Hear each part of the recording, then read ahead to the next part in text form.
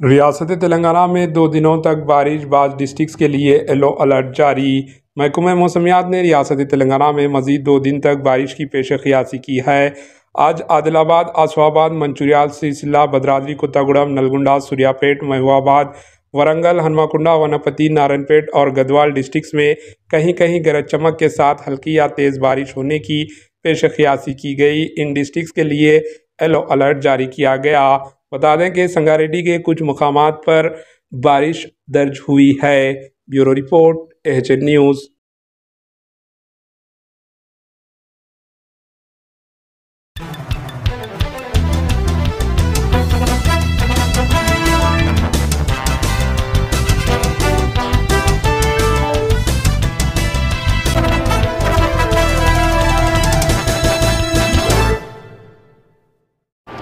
AHN news को like करें, share करें और सब्सक्राइब करना ना भूलें।